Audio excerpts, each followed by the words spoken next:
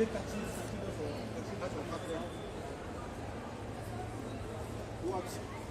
a bisa kere lycée bon a bisa kene taxi do so lycée ta so mo direct la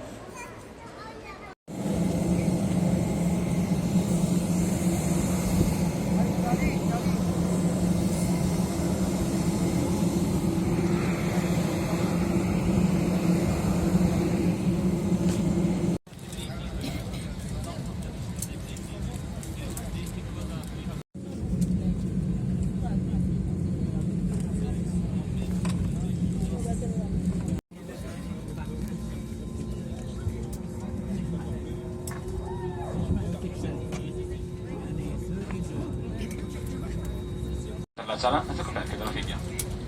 Prego do show se maskę wygląda lajność. Proszę utilizzare maskę prossimo testa.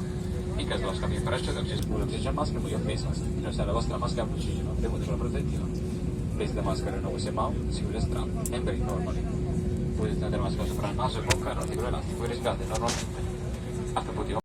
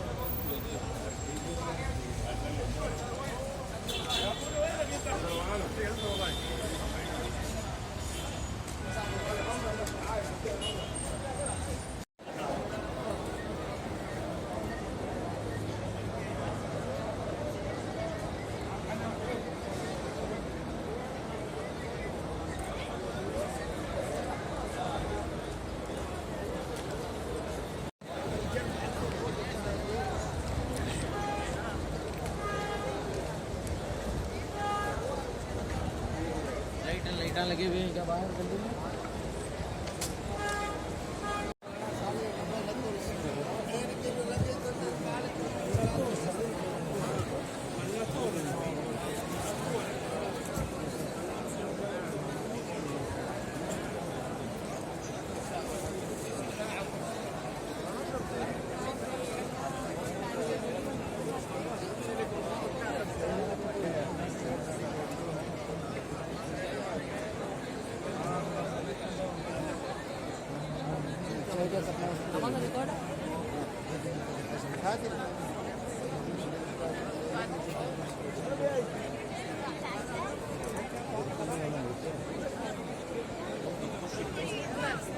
है ना ऐसे तो आपको दिखाना হবে না তারপরে নানের সাথে কথা বললাম আমার সাথে কথা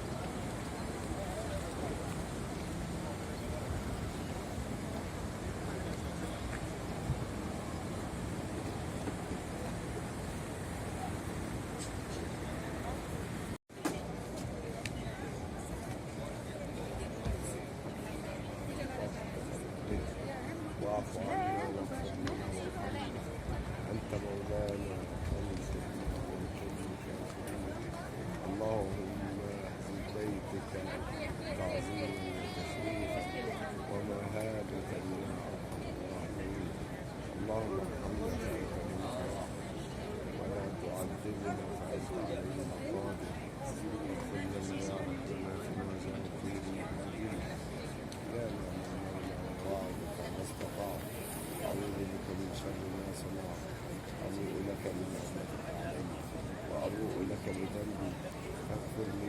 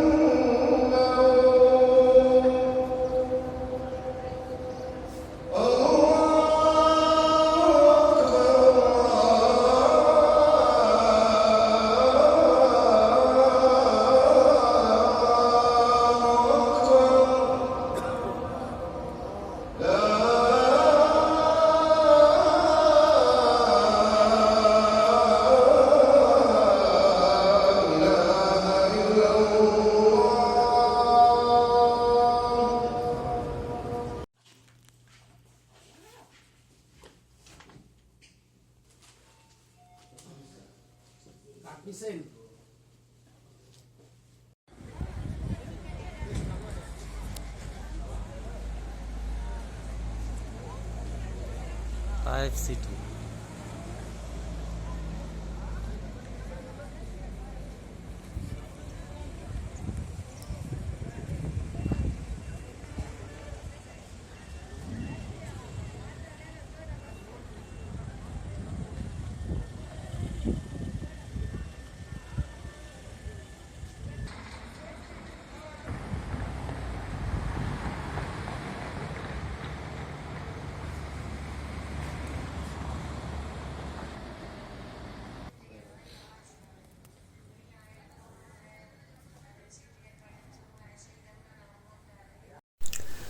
আসসালামু আলাইকুম বন্ধুরা, কেমন আছেন আপনারা? নিশ্চয়ই ভালো আছেন। আজ আবার একটি নতুন ভিডিও নিয়ে হাজির হলাম আমি হাসান আলী। এই ভিডিওটি ইতালি থেকে উমরা হজ করার জন্য প্রথমবার সৌদি আরবে গেলাম এই শিরোনামের তৃতীয় পর্ব। আমরা উমরা হজ শেষ করার পর মক্কা থেকে মদিনা যাওয়ার পথে যা যা আছে তা বলার চেষ্টা করব। মক্কা থেকে মদিনার দূরত্ব প্রায় 434 কিলোমিটার। মদিনাতে দেখার মতো অনেক কিছু আছে। ইসলামের ইতিহাসে প্রাচীনতম 3টি মসজিদ রয়েছে এখানে। এর মধ্যে প্রথমটি হলো মসজিদে নববী, যেখানে হজরত মুহাম্মদ রাসূলুল্লাহ সাল্লাল্লাহু আলাইহি সাল্লাম শায়িত আছেন। দ্বিতীয়টি হলো মসজিদে কুবা এবং তৃতীয়টি হলো মসজিদ আল কেবলাতাইন। এছাড়াও আরও একটি মসজিদ আছে, মসজিদে আব্বাস, যা হজরত রাসূল পাক সাল্লাল্লাহু আলাইহি সাল্লামের চাচাতো ভাইয়ের নামে। এই মসজিদটি মূলত তায়েফে অবস্থিত। 600 হিজরিতে লেখা তাফসিরে আব্বাস হজরত আব্বাস রাদিয়াল্লাহু তাআলা আনহু লিখেছিলেন। তিনি ছিলেন তৎকালীন সময়ের সবচেয়ে বড় জ্ঞানী তাফসিরকারক, তাই ওনাকে রাইসুল মুফাসসিরিন বলেও ডাকা হয়। তায়েফ সিটি, এই মসজিদের পাশেই ওনাকে দাফন করা হয়েছে। ওনার সাথে আরও অনেক সাহাবাদেরকেও এখানে দাফন করা হয়েছে। নবীজির দুধমা হজরত মা হালিমা আলাইহিস সালামও এই তায়েফেরই অধিবাসী ছিলেন। তায়েফ হলো সবচেয়ে উর্বর এবং কৃষিবান্ধব একটি শহর। এই শহরের সাথে নবী করিম সাল্লাল্লাহু আলাইহি সাল্লামের জীবনের অসংখ্য স্মৃতি জড়িত আছে। বিশেষ করে এই মসজিদটি ঐতিহাসিকভাবে অনেক তাৎপর্য বহন করে। আমরা এখানে বেশ কিছু সময় কাটাই এবং 2 রাকাত নফল নামাজ আদায় করি এবং সর্বোপরি নবী করিম সাল্লাল্লাহু আলাইহি সাল্লামের স্মৃতি বিজড়িত এই মসজিদে 2 রাকাত নফল নামাজ পড়তে পেরে নিজেকে অনেক ধন্য মনে করি। মা আয়েশা সিদ্দিক মসজিদ। এখন আমরা মা আয়েশা সিদ্দিক মসজিদ দেখতে পাচ্ছি। এই মসজিদের পূর্ব নাম হলো তানিম মসজিদ। ইহা মক্কা নগরীতেই অবস্থিত। মসজিদে আয়েশা রাদিয়াল্লাহু তাআলা আনহু বা মসজিদে তানিম, এই মসজিদটি মক্কার তানিমে অবস্থিত। হারেমের বাহিরে এটি মক্কার কাছাকাছি একটি মসজিদ। এই মসজিদের সাথে মা আয়েশা রাদিয়াল্লাহু তাআলা আনহুর জীবনের একটি ঘটনা জড়িত আছে। কথিত আছে যে বিদায় হজের সময় নবীজি সাল্লাল্লাহু আলাইহি সাল্লাম সহ সকলেই মদিনা থেকে উমরা পালনের উদ্দেশ্যে এহরাম বেঁধেছিলেন, কিন্তু মা আয়েশা রাদিয়াল্লাহু তাআলা আনহু শারীরিক অসুস্থতার কারণে এহরাম বাঁধতে পারেননি। তাই পরে তিনি নবী করিম সাল্লাল্লাহু আলাইহি সাল্লামের সাথে পরামর্শ করে তিনার হুকুমে মক্কার নিকটবর্তী মসজিদে তানিম থেকে ইহরাম বাঁধেন এবং মূলত এরপর থেকেই এই মসজিদের নামকরণ করা হয় মসজিদে আয়েশা রাদিয়াল্লাহু তাআলা আনহা মসজিদ। এবং এরপর থেকে মক্কার অনেকেই এখান থেকে হজের ইহরাম বাঁধতে শুরু করেন এবং এখনও পর্যন্ত অনেকেই এখান থেকে ইহরাম বেঁধে থাকেন। মক্কা থেকে মদিনা যাওয়ার পথে মনে পড়ে গেল সেই হিজরতের সময়ের কথা। 662 সালে নবী করিম সাল্লাল্লাহু আলাইহি সাল্লাম ও হজরত আবু বকর সিদ্দিক রাদিয়াল্লাহু তাআলা আনহু সহ উটের পিঠে করে এই পথ দিয়ে নবী করিম সাল্লাল্লাহু আলাইহি সাল্লাম মক্কা থেকে মদিনায় গমন করেন। তিরমিজি শরীফের 3926 নম্বর হাদিসে একটি ঘটনা উল্লেখ আছে। যখন নবী করিম সাল্লাল্লাহু আলাইহি সাল্লাম মক্কা ছেড়ে চলে যাচ্ছিলেন, মক্কা নগরীর দিকে তাকিয়ে তিনি কাঁদো কাঁদো কণ্ঠে বলতেছিলেন, মক্কা তুমি কতই না পবিত্র ও উত্তম, কতই না প্রিয় তুমি আমার। বিশ্বাস করো, ওরা যদি আমাকে তোমার বুক থেকে তাড়িয়ে না দিত তাহলে কখনোই আমি তোমাকে ছেড়ে যেতাম না। মক্কা থেকে মদিনা যাওয়ার সময় আমরা একটি জিনিস লক্ষ্য করলাম যে সব জায়গায় পাহাড় পর্বত এবং জনমানবহীন জায়গা এবং এর মাঝে মাঝে মরুভূমি। এখানে মাঝে মাঝে কিছু উট, আবার শুনেছি যে পাহাড়ে অনেক বানর বসবাস করে। যাই হোক, এখন হিজরতের কিছু ঘটনা আপনাদের সাথে শেয়ার করতে চাই। কুরাইশরা তাদের পূর্ব পরিকল্পনা অনুযায়ী নির্দিষ্ট তারিখে রাতে হজরত মুহাম্মদ সাল্লাল্লাহু আলাইহি সাল্লামের বাসগৃহ ঘেরাও করে দাঁড়িয়ে রইল। কুরাইশদের ষড়যন্ত্রের কথা জিবরাইল আলাইহিস সালাম পূর্বে হজরত মুহাম্মদ সাল্লাল্লাহু আলাইহি সাল্লামকে জানিয়ে রেখেছিলেন। তাই হজরত আবু বকর রাদিয়াল্লাহু তাআলা আনহুকে হজরত রাসূল পাক সাল্লাল্লাহু আলাইহি সাল্লাম আগে থেকেই তার সাথে যাওয়ার জন্য তৈরি করে রেখেছিলেন। আল্লাহর পক্ষ থেকে আদেশ পাওয়া মাত্রই হজরত রাসূল পাক সাল্লাল্লাহু আলাইহি সাল্লাম আবু বকর সিদ্দিক রাদিয়াল্লাহু তাআলা আনহুকে সাথে নিয়ে রওনা করলেন এবং যাওয়ার আগে হজরত আলী রাদিয়াল্লাহু তাআলা আনহুকে সকল আমানতের মাল বুঝিয়ে দিয়ে গেলেন, যেন সকল মানুষের আমানত যার যার হাতে পৌঁছে দেওয়া যায়। এদিকে কুরাইশ কাফেররা সারা রাত বাসগৃহ ঘেরাও করে সশস্ত্র বাহিনী নিয়ে প্রহরীর মতো দাঁড়িয়ে রইল। হজরত রাসূল সাল্লাল্লাহু আলাইহি সাল্লাম দেখতে পেলেন সেই দিন 100 জন কুরাইশ যুবক উন্মুক্ত তরোয়াল হাতে নিয়ে তার বাড়ির চারদিকে ঘেরাও করে পাহারা দিচ্ছে। তখন হজরত রাসূল পাক সাল্লাল্লাহু আলাইহি সাল্লাম ঘর থেকে বাইরে বেরিয়ে এসে এক মুঠো ধুলো হাতে নিয়ে চারদিকে ছিটিয়ে দিলেন। ধুলো ছিটিয়ে দিয়ে তাদের সামনে দিয়েই চলে গেলেন। সকালে কুরাইশরা ঘরে ঢুকে দেখতে পেল হযরত আলী কারামুল্লাহ ওয়াজহু রাসূল পাক সাল্লাল্লাহু আলাইহি সাল্লামের বিছানায় শুয়ে আছেন। তখন সকল ক্রোধ গিয়ে পড়ল হযরত আলী রাদিয়াল্লাহু তাআলা আনহুর উপরে। এদিকে হযরত রাসূল সাল্লাল্লাহু আলাইহি সাল্লাম ও হযরত আবু বকর রাদিয়াল্লাহু তাআলা আনহু সাওর পর্বতে গুহায় প্রবেশ করলেন। গুহার ভিতরে বেশ প্রশস্ত ছিল, কিন্তু তার মুখটা ছিল ছোট। একটি মাকড়সা এসে গুহার মুখ জুড়ে জাল বুনে তাতে বসে রইল, আর দুটো বুনো কবুতর সেখানে বাসা বাঁধে। বাসা বাঁধার পরই স্ত্রী কবুতরটি ডিম পাড়ে এবং ডিমে তা দিতে শুরু করে। এদিকে কুরাইশগণ যখন দেখতে পেল গুহার ভিতরে মাকড়সার বাসা আর কবুতরের ডিম, তখন তাদের ধারণা হলো এখানে কোনো মানুষ প্রবেশ করতে পারে না, তাই তারা ওই স্থান ত্যাগ করে চলে গেল। আল্লাহর কি অপূর্ব কুদরত, কি আশ্চর্য কৌশলে তার প্রিয় বন্ধুকে শত শত সশস্ত্র শত্রুর কবল থেকে রক্ষা করলেন। হযরত রাসূল পাক সাল্লাল্লাহু আলাইহি সাল্লাম আবু বকর সিদ্দিক রাদিয়াল্লাহু তাআলা আনহুকে নিয়ে সেই গুহার ভিতরে 3 দিন অবস্থান করেন এবং এই গুহার ভিতরে একটি অলৌকিক ঘটনা সংঘটিত হয়। ঘটনাটি ছিল একটি সাপকে নিয়ে, এবং পথিমধ্যে আরও একটি অলৌকিক ঘটনা ঘটে। একটি অসুস্থ ছাগিকে সুস্থ করে তার থেকে দুধ পান করা হয় এবং বরিদা নামক এক দলপতি রাসূল পাক সাল্লাল্লাহু আলাইহি সাল্লামকে বন্দী করার উদ্দেশ্যে বের হয়ে তিনি নিজেই আত্মসমর্পণ করে রাসূল পাক সাল্লাল্লাহু আলাইহি সাল্লামের কাছে ইসলাম গ্রহণ করেন।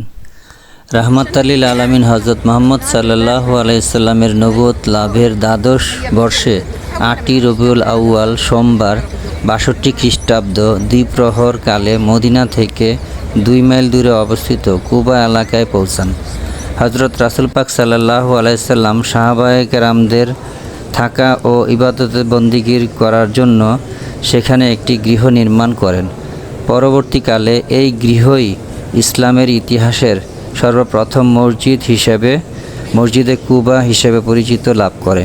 হযরত রাসূল সাল্লাল্লাহু আলাইহি সাল্লাম কাসওয়া নামক উটে আরোহণ করে মদিনার দিকে অগ্রসর হলেন। তার আগে পিছে পতাকা হস্তে অগণিত লোক আল্লাহু আকবার ধ্বনিতে আকাশ বাতাস মুখরিত করে এগিয়ে চলল। সেই দিনটি ছিল শুক্রবার দিন। তারা দফ বাজিয়ে গান গাইতে গাইতে এগিয়ে চললেন। তালা আল বাদ্রু আলাইনা মিন সানিয়াতিল বিদায় ওয়াজাবা শুক্রু আলাইনা সানা লিল্লাহিদায় প্রভৃতি নাতে রাসূল গাইতে গাইতে হযরত রাসূল সাল্লাল্লাহু আলাইহি সাল্লামের হিজরতের কাফেলার সাথে একত্রতা হয়ে মদিনা শরীফে যাত্রা করলেন এবং পথিমধ্যে বনি সালেম মহল্লায় ইসলামের সর্বপ্রথম জুম্মার নামাজ আদায় করেন। বন্ধুরা, আজকের মতো এখানেই বিদায়। দেখা হবে পরবর্তী এপিসোডে। ভালো থাকবেন সবাই। খুদা হাফেজ। মসজিদের কামাম হযরত আলী কারামুল্লাহ ওয়াজহু সময় বাড়ি ছিল। হযরত আবু বকর রাদিয়াল্লাহু তাআলা আনহু মক্স। আসসালামু আলাইকুম বন্ধুরা, কেমন আছেন আপনারা? নিশ্চয়ই ভালো আছেন।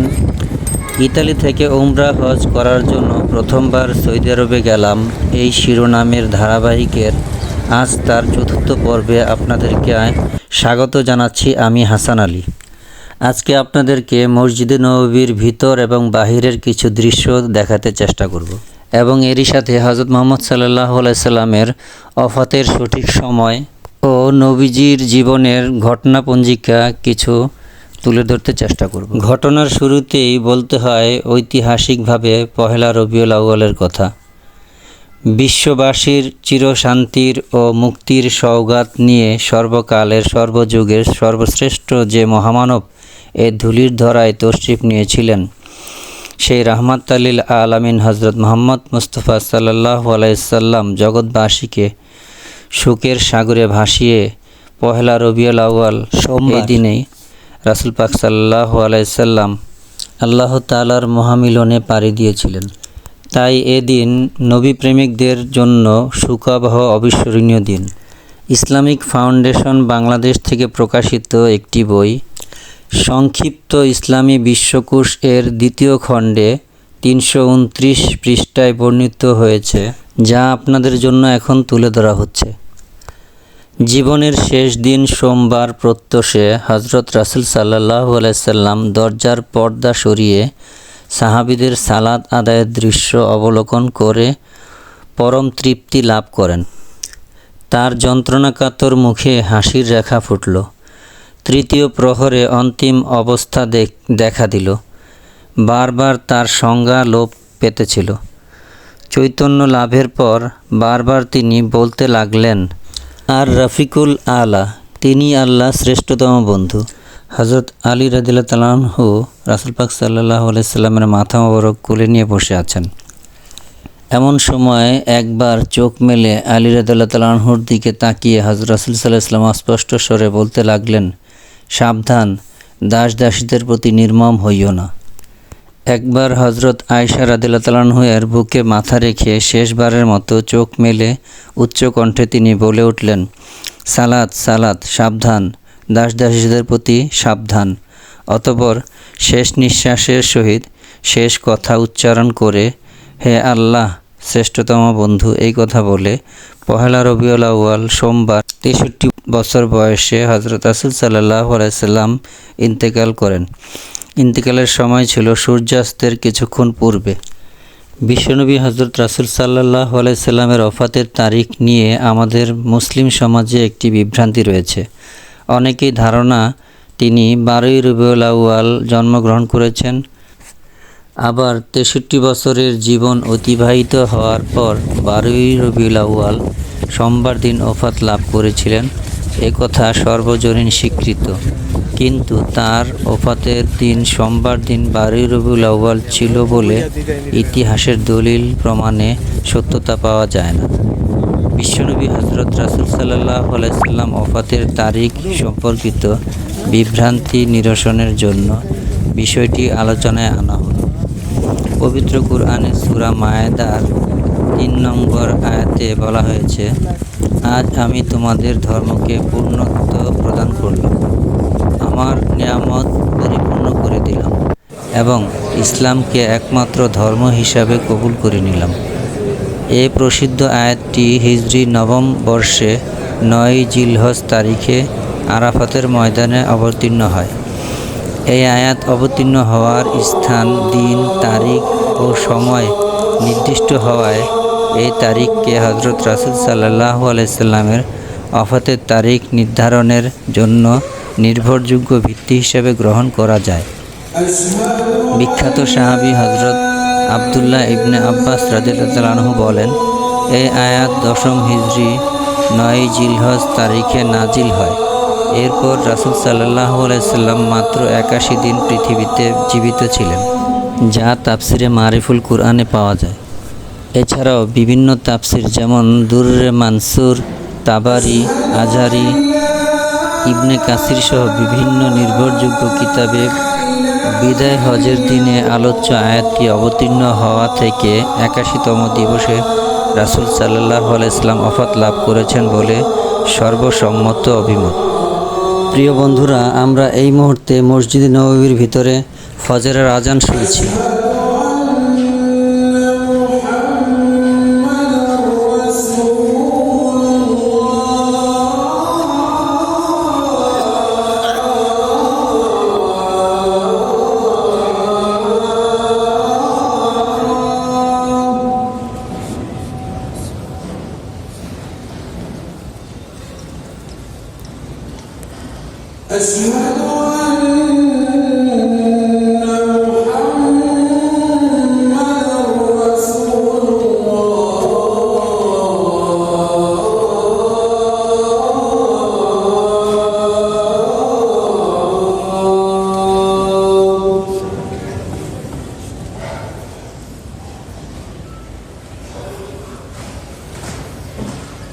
حي على الصلاة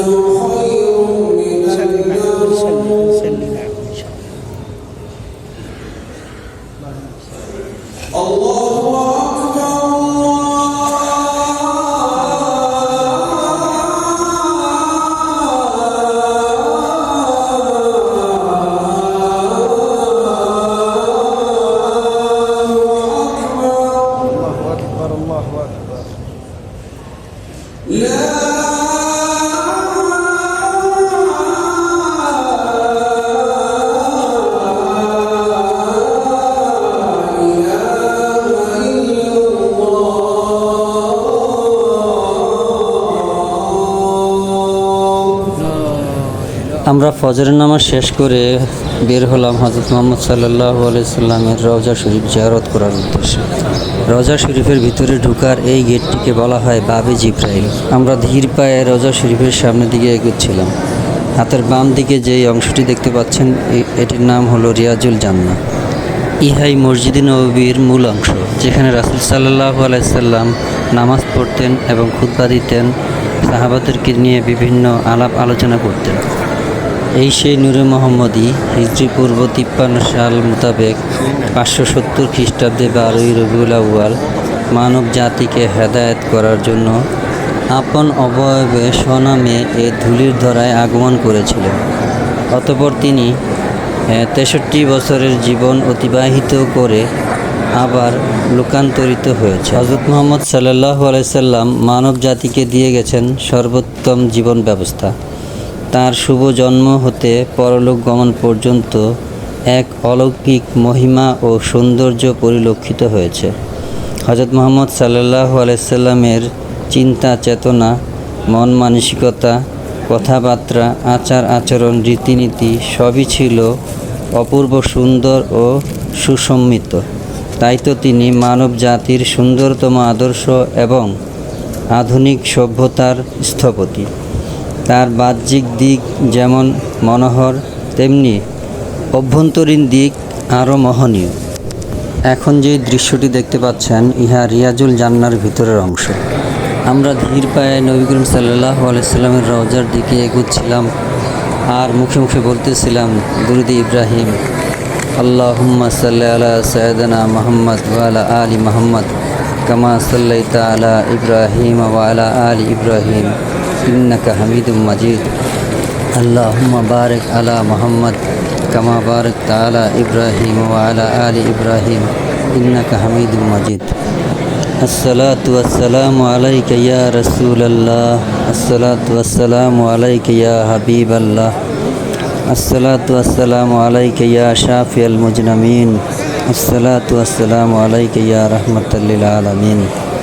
পাশাপাশি আমরা আরও সালাম জানালাম হযরত আবু বকর সিদ্দিক রাদিয়াল্লাহু তাআলা আনহু ও হযরত ওমর রাদিয়াল্লাহু তাআলা আনহুকে। একবার উম্মুল মুমিনিন হযরত আয়েশা সিদ্দিকা রাদিয়াল্লাহু তাআলা আনহুকে জিজ্ঞেস করা হলো হযরত রাসূল সাল্লাল্লাহু আলাইহি সাল্লাম কেমন ছিলেন। তিনি জবাব দিয়েছিলেন, কেন, তুমি কি কোরআন পড়নি?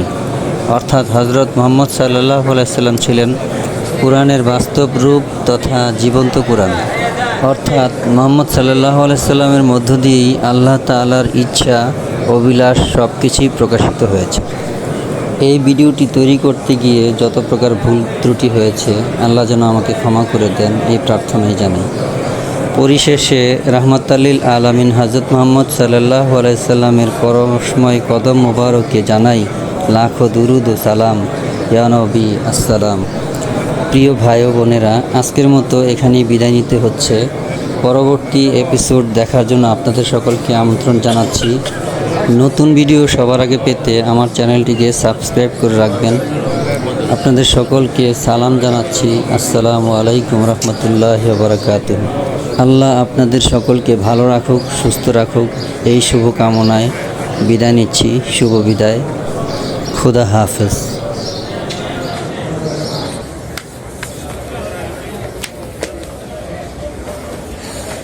আসসালামু আলাইকুম বন্ধুরা, কেমন আছেন আপনারা? নিশ্চয়ই ভালো আছেন।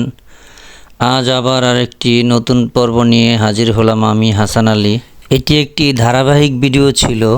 ইতালি থেকে উমরা হজ করার জন্য প্রথমবার সৌদি আরবে গেলাম, এই শিরোনামে ধারাবাহিকের আজ তার পঞ্চম ও শেষ পর্ব। বন্ধুরা, আপনারা এখন যে স্থানটি দেখতে পাচ্ছেন, ইহা হলো উহুদের ময়দান, যেখানে ঐতিহাসিক এবং হৃদয় বিদারক যুদ্ধ সংঘটিত হয়েছিল, যা আমরা উহুদের যুদ্ধে নামে জানি। এই উহুদের যুদ্ধেই বিশিষ্ট 70 জন সাহাবী শাহাদাত বরণ করেন, যাদের মধ্যে নবীজি সাল্লাল্লাহু আলাইহি সাল্লামের চাচা আমির হামজা রাদিয়াল্লাহু তাআলা আনহু ছিলেন। এখন যে স্থানটি দেখতে পাচ্ছেন আপনারা, এখানেই হযরত হামজা রাদিয়াল্লাহু তাআলা আনহু সহ বাকি 70 জন সাহাবাদেরকে এখানেই দাফন করা হয়েছিল। এই যুদ্ধেই নবী করিম সাল্লাল্লাহু আলাইহি সাল্লামের দুখানা দন্ত মোবারক শহীদ হয়েছিল। মূলত এই যুদ্ধের তারিখটি ছিল 3য় হিজরি শাওয়াল মাসের 7 তারিখ শনিবার। ওই দূরে যে পাহাড়ের অংশটুকু দেখতে পাচ্ছেন, ইহার নাম হলো জাবালে রুমাত। আর এই মসজিদের স্থানে নবী করিম সাল্লাল্লাহু আলাইহি সাল্লাম জামাতে নামাজ আদায় করেছিলেন। পরবর্তীতে এখানে মসজিদ নির্মাণ করা হয়। বন্ধুরা, এখন আছি আমরা দুই কেবলার মসজিদে কেবলাতাইন। মহানবী সাল্লাল্লাহু আলাইহি সাল্লাম নবুয়ত প্রাপ্তির পর 14 বছর এবং হিজরতের পর 16 মাস ধরে মসজিদুল আকসার দিকে ফিরে নামাজ আদায় করেছিলেন। এরপর 2য় হিজরি সনে রজব মাসের মাঝামাঝি কোনো এক সময় আসরের নামাজ পড়া অবস্থায় ওহির মাধ্যমে কেবলা পরিবর্তন হয়, যা পবিত্র কোরআনে সূরা বাকারার 144 নম্বর আয়াতে পাওয়া যায়। এখন আমরা আছি মসজিদে কুবায়। এটি সেই জায়গা যেখানে হযরত মুহাম্মদ সাল্লাল্লাহু আলাইহি সাল্লাম হিজরতের পর 10 থেকে 14 দিন এখানে অবস্থান করেন এবং এখানেই ইসলামের প্রথম মসজিদ নির্মাণ করা হয়। আর তাই এই মসজিদের মর্যাদা ও গুরুত্ব অপরিসীম। এই মসজিদে 2 রাকাত নামাজ আদায় করলে একটি উমরা হজের সমান সওয়াব পাওয়া যায়। জানা যায় যে এর আয়তন প্রায় 13,500 স্কয়ার বর্গমিটার এবং এখানে প্রায় একসাথে 20,000 মুসল্লি নামাজ আদায় করতে পারে। পবিত্র কোরআনে সূরা তওবায় 108 নম্বর আয়াতে কুবাবাসীদের সম্পর্কে বলা আছে, মর্যাদার দিক থেকে এই মসজিদটিকে 4র্থ স্থানে ধরা হয় এবং প্রথম ধরা হয় মক্কার মসজিদুল হারামকে, দ্বিতীয় ধরা হয় মসজিদুল নববী, যেখানে নবী করিম সাল্লাল্লাহু আলাইহি সাল্লামের রওজা মোবারক আছে, তৃতীয়ত ধরা হয় মসজিদুল আকসা, যাহা জেরুজালেমে অবস্থিত। আমরাও এখানে অনেক সময় কাটালাম এবং নামাজ আদায় করলাম এবং আল্লাহর কাছে প্রাণ ভরে দোয়া করলাম এবং মনে মনে নবী করিম সাল্লাল্লাহু আলাইহি সাল্লামের স্মৃতিগুলোকে স্মরণ করলাম। এরপর আমরা গেলাম ওয়াদি আল জিন বা জিন পর্বতের দিকে। ওয়াদি আল জিন বা জিন পর্বত হলো মদিনা থেকে 34 কিলোমিটার দূরত্বে অবস্থিত। যেতে যেতে আমরা রাস্তার ডানে ও বামে আরবের অনেক সৌন্দর্য দেখতে পেলাম। কিছুক্ষণ পর আমরা জিন পর্বতের কাছে এসে পৌঁছালাম। এই সেই জিন পর্বত। এসে যা দেখলাম, এখানে অনেক পর্যটক এবং দিনটা ছিল প্রখর রোদে ঝলমলে, প্রচণ্ড গরম। এমনিতেও মদিনার আবহাওয়া একটু ঠান্ডা হয়। আমরা একটু চারপাশটা দেখছিলাম আর পাহাড়ের সৌন্দর্য উপভোগ করছিলাম। সাথে সাথে এই দিনটিকে স্মরণীয় করে রাখার জন্য একটু সেলফিও তুলছিলাম। বড় বড় কালো পাথরে ঘেরা এই পাহাড়কে ওয়াদি বাদা বা ওয়াদি জিন বলে। আমরা যে রাস্তা দিয়ে এসেছি, এই রাস্তাটিকে আল খালিল স্টেট বলে। জানা যায় যে 2009 এবং 10 সালে নাকি এই রাস্তাটি নির্মাণ করা হয়। নির্মাণকালে অনেকগুলো ঘটনা এখানে ঘটে। নির্মাণ কাজে ব্যবহৃত রোলিং মেশিন এবং অন্যান্য যন্ত্রাংশ উল্টো দিকে চলে যেত। কোনো গাড়ি অথবা মেশিন যদি এমনিতেই থামিয়ে রাখতো, তো উল্টো দিকে অর্থাৎ মদিনার দিকে আপনার চলতে শুরু করতো। আমরা হাঁটতে হাঁটতে এখানে দেখতে পেলাম মেলার মতো অনেক দোকানপাট, কাপড়ের দোকান এবং খেজুরের দোকান, এবং পাশে দেখতে পেলাম কিছু কফি বিক্রি করছে। স্থানীয় মানুষের পাশাপাশি এখানে কিছু বাঙালি ভাইদের দোকানও দেখতে পেলাম, হয়তোবা তারা এখানে চাকরি করে। কিছুদিন যেতেই দেখতে পেলাম যে 10 রিয়াল করে উটের পিঠে চড়ার একটা সুযোগ। অনেকেই উটের পিঠে উঠতেছে 10 রিয়াল করে। আমাকেও বলা হয়েছিল উটের পিঠে ওঠার জন্য, কিন্তু আমি ভয়ের কারণে উঠতে পারিনি। আমি একটু ভয় পাই। পাশেই দেখতে পেলাম উটের খামার এবং ঘোড়ার খামার। আর এখানে যারা উটের রাখাল আছে তারা রাতের বেলা এখানেই থাকে, তাঁবু টাঙিয়ে তাঁবুর নিচে। আমার কাছে এই জায়গাটা একটু ভয় ভয় লাগতেছিল, গা ছমছম করা। হয়তোবা মনের ভ্রম, কারণ শুনেছি এটা জিন পাহাড়, এই কারণে হতে পারে। পাহাড়গুলো এক একটা এক এক রঙের, রং বেরঙের পাহাড়। যাই হোক, পর্যটকরা এখানে আসে এক অদ্ভুত অনুভূতি নেওয়ার জন্য। আমরা পাশেই দেখতে পেলাম একটি তাঁবু, বিশাল বড় তাঁবুর নিচে একটি ঘর। আমরা সেই ঘরের ভিতরে ঢুকলাম। ঘরের পরিবেশটা ভিতরে অনেক শীতল ঠান্ডা এবং সুন্দর সাজানো গোছানো, বসার মতো জায়গা আছে। আবার পুরনো কিছু জিনিসপত্র দেখা যাচ্ছে। পানি রাখার জন্য পানির পাত্র, যেটা চামড়া দিয়ে বানানো, মশক বলে নাকি এগুলো, এবং কিছু আসবাবপত্র। বলে রাখা ভালো, আমরা যখন গিয়েছিলাম তখন সময়টা ছিল রমজান মাস, রোজার 10 দিন যখন অতিবাহিত হচ্ছিল তখন। চামড়ার তৈরি, এই যে দেখতে পাচ্ছেন চামড়ার তৈরি একটি পানির পাত্র। আর সামনে আলমারিতে সাজানো আছে অ্যারাবিয়ান কিছু আসবাবপত্র, হয়তোবা এগুলোতে কফি খাওয়া হয় অথবা পানি, চা, বিভিন্ন জাতীয় জিনিস।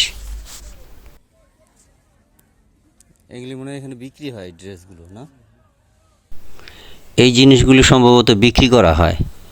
আমরা ঘুরে ঘুরে পুরো ঘরটাকে দেখলাম, ভিডিও করলাম এবং ওইখানে কিছুক্ষণ বসে রেস্ট নিলাম।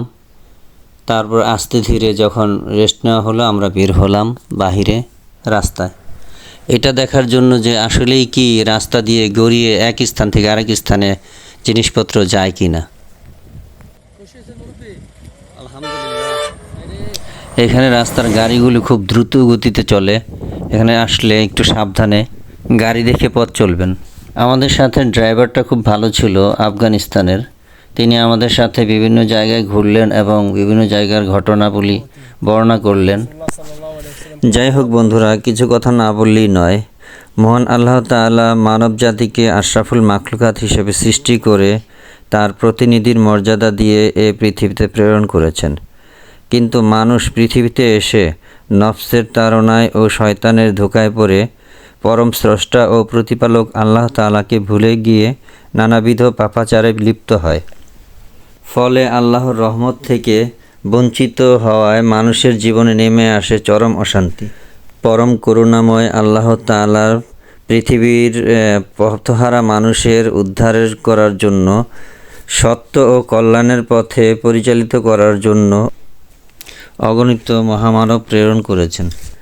তাই আল্লাহ পবিত্র কোরআনে ইরশাদ করেন, আমি আমার সৃষ্টির মাঝে এমন এক দল সৃষ্টি করেছি যারা মানুষকে সৎপথ প্রদর্শন করবে এবং ন্যায় প্রতিষ্ঠা করবে। সূরা আরাফ আয়াত 181। আল্লাহ তাআলার মনোনীত এই সকল মহামানবকে নবুয়তের যুগে বলা হতো নবী রাসূলগণ এবং বেলায়েতের যুগে বলা হয় অলিয়াল্লাহ বা অলিয়াউলিয়া। পৃথিবীতে প্রেরিত সকল নবী রাসূলগণদের মাঝে বিশ্বনবী হযরত মুহাম্মদ সাল্লাল্লাহু আলাইহি সাল্লাম ছিলেন সর্বকালের সর্বযুগের সর্বশ্রেষ্ঠ সর্বশেষ নবী ও রাসূল।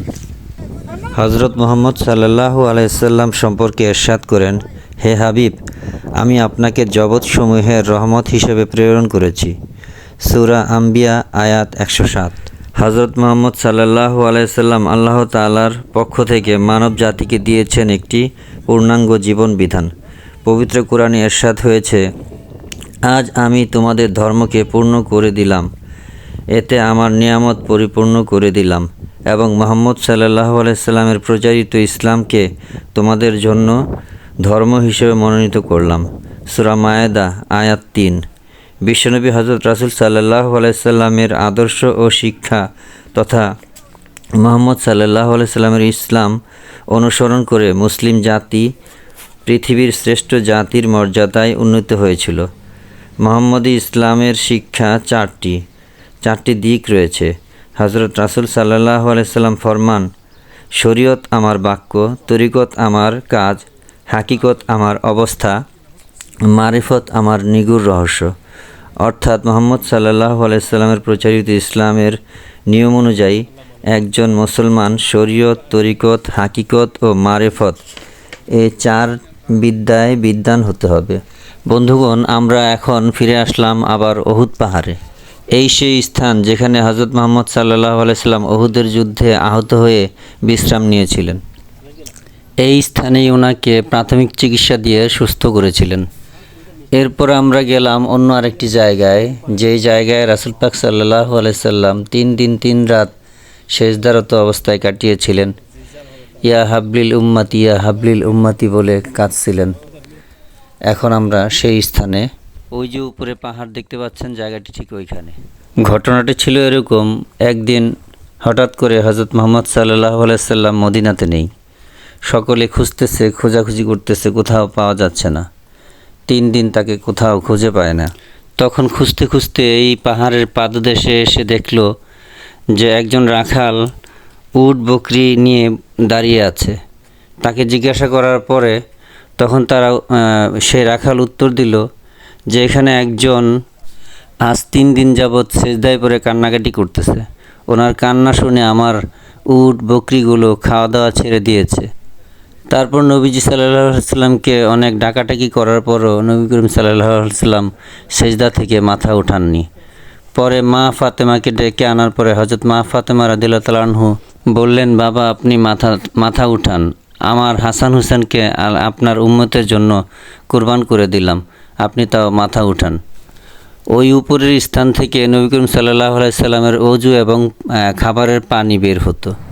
বন্ধুগণ, সময় স্বল্পতার কারণে কোনো ঘটনাই পূর্ণাঙ্গভাবে বলা হয়নি।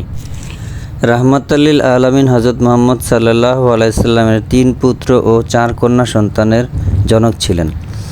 তার পুত্রগণ ছিলেন হযরত কাসেম রাদিয়াল্লাহু তাআলা আনহু, হযরত আব্দুল্লাহ উরুফে তাহের উরুফে তৈয়ব রাদিয়াল্লাহু তাআলা আনহু, তৃতীয় জন হযরত ইব্রাহিম রাদিয়াল্লাহু তাআলা আনহু।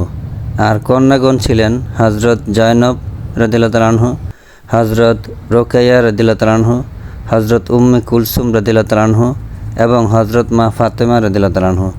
হযরত রাসূল সাল্লাল্লাহু আলাইহি সাল্লামের পুত্রগণ শৈশবকালেই ইন্তেকাল করেন, ফলে তাদের সম্বন্ধে খুব বেশি তথ্য জানা যায়নি। তাছাড়া তাদের সংখ্যা নিয়েও মতভেদ রয়েছে। হযরত রাসূল সাল্লাল্লাহু আলাইহি সাল্লামের 3 পুত্র ছিল। তার দ্বিতীয় পুত্র হযরত আব্দুল্লাহ রাদিয়াল্লাহু তাআলা আনহু এর উপাধি ছিল তাহের এবং তৈয়ব।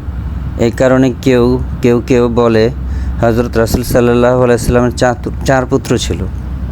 পক্ষান্তরে হযরত রাসূল সাল্লাল্লাহু আলাইহি সাল্লামের কন্যাগণ ইসলামী যুগ দেখতে পেয়েছেন এবং মদিনায় হিজরতে অংশ নিয়েছিলেন। এই কারণে কন্যাদের সম্পর্কে কোনো মতভেদ নেই। বন্ধুরা, আমরা মক্কা মদিনা সফর শেষে আজ ইতালির উদ্দেশ্যে রওনা করছি। যেতে যেতে মরুভূমির দুপ্রান্তের দৃশ্যগুলো শেষবারের মতো দেখে নিচ্ছি। এই হলো আরব দেশ। ইসলামের ইতিহাসে আরব দেশ একটি বিশিষ্ট স্থান অধিকার করে আছে। এখানেই জন্মগ্রহণ করেছেন রাহমাতুল্লিল আলামিন হযরত মুহাম্মদ সাল্লাল্লাহু আলাইহি সাল্লাম। সেজন্যই তার সম্পর্কে জানতে হলে আরব দেশের ভৌগোলিক অবস্থান ও ঐতিহাসিক পটভূমি সম্বন্ধে ধারণা থাকা আবশ্যক। আরব দেশ এশিয়ার দক্ষিণ পশ্চিম কোণে অবস্থিত একটি বিশাল উপদ্বীপ। ইহা পৃথিবীর সর্ববৃহৎ উপদ্বীপ সমূহের অন্যতম। আরব ভূখণ্ডের 3 দিকে রয়েছে অথই জলরাশি, আর অন্যদিকে রয়েছে বিস্তীর্ণ মরুপ্রান্তর। এর উত্তরে সিরিয়া মরুভূমি, দক্ষিণে ভারত মহাসাগর, পূর্বে পারস্য উপসাগর এবং পশ্চিমে লোহিত সাগর। বন্ধুরা, আমরা এই মুহূর্তে এয়ারপোর্টের ভিতরে, আর আমাদের ফ্লাইট হলো রাতে। ইতালিতে গিয়ে পৌঁছবো রাত 12টার পরে। আমরা ভিতরে পৌঁছে প্রথম বোর্ডিং পাস নিলাম, তারপর ইফতার করার জন্য কিছু খাবার কিনে নিলাম। যাওয়ার সময় মনটা ভারাক্রান্ত, একরাশ স্মৃতি, আবেগ, মক্কা এবং মদিনার প্রশান্তি মনের ভিতরে কেমন যেন আন্দোলিত করে। বিশেষ করে মক্কা কাবা ঘরে ইফতার করা, 5 ওয়াক্ত নামাজ পড়া এবং মদিনাতে এসে কাবা ঘরে মদিনা শরীফে ইফতার করা এবং 5 ওয়াক্ত নামাজ পড়া, রহমতের সময়গুলোকে অনেক মিস করব। মনে মনে আল্লাহর কাছে প্রাণ ভরে দোয়া করি, হে আল্লাহ আরও বারবার এখানে আসার সুযোগ দাও এবং বারবার এসে যেন আমরা এই স্থানগুলোকে জিয়ারত করতে পারি। আরও যারা ভাইয়েরা বোনেরা যারা এখানে আসতে চায় মক্কা মদিনা জিয়ারতে, তাদের সকলের মনের আশা আল্লাহ দয়া করে পূর্ণ করো, আমিন। বন্ধুরা, আপনারা যারা ইউরোপ থেকে উমরা করতে যেতে চান তাদের জন্য একটা সাজেশন আমার জন্য। আপনারা যখন বাংলাদেশে যাবেন, বাংলাদেশে যাওয়ার সময় সৌদি এয়ারলাইন্সে 3 দিন ট্রানজিট সহ টিকিট কাটুন। এয়ারপোর্ট থেকে একটি ফর্ম পূরণ করতে হয় সেই উমরা করার জন্য। এই 3 দিনে আপনি মক্কা মদিনা ঘুরতে পারবেন, উমরা করে দেশে যেতে পারবেন। এছাড়াও আরেকটা উপায় হলো উইজ এয়ার বিমানে টিকিট কাটবেন। ইতালি থেকে ভিসা নিয়ে যাওয়া ভালো, যদি নাও নিতে পারেন এয়ারপোর্টে নেমে অনারেবল ভিসা নিতে পারেন। আপনি যখন যাবেন তখন 4-5 জনের একটি গ্রুপ নিয়ে যাওয়াটা ভালো, কারণ একা অনেক খরচ। 4-5 জন মিলে গেলে একটা রুম ভাড়া নিলে খরচ একটু কম পড়ে। আমরা এখন বিমানে উঠে গেছি। বিমানে ওঠার আগে আমরা ইফতার করে নিয়েছিলাম। বিমানের ভিতরে আপনার সকল খাবার কিনে খেতে হবে। এখানে সকল খাবার আপনার ব্যাংক কার্ডে পে করতে হয়। কিছুক্ষণের মধ্যে আমাদের বিমান ফ্লাই করবে। উইজ এয়ার বিমানে সবচাইতে কম টাকায় টিকিট কাটা যায়। অনেক সময় অফার তাই অনেক কমে পাওয়া যায়, যেটা আপনার কল্পনার বাহিরে। আবার কখনো কখনো বেড়ে যায়, তবে বাড়লেও খুব একটা বেশি বাড়ে না। বন্ধুরা, আমার চ্যানেলে যারা নতুন আছেন, যারা নতুন ভিডিও দেখতেছেন, আপনারা আমার চ্যানেলটিকে সাবস্ক্রাইব করে রাখবেন পরবর্তী ভিডিও দেখার জন্য। আমি আপনাদের জন্য বিভিন্ন জায়গার ভ্রমণ ভিডিওগুলো দিতে চেষ্টা করি। ভিডিওগুলো দেখবেন, আশা করি ভালো লাগবে। আমার জন্য দোয়া করবেন। আপনাদের সকলের জন্য দোয়া রইল। আপনাদের সকলের জীবন সুন্দর হোক, এই শুভকামনায় আমি হাসান আলী বিদায় নিচ্ছি। খোদা হাফেজ।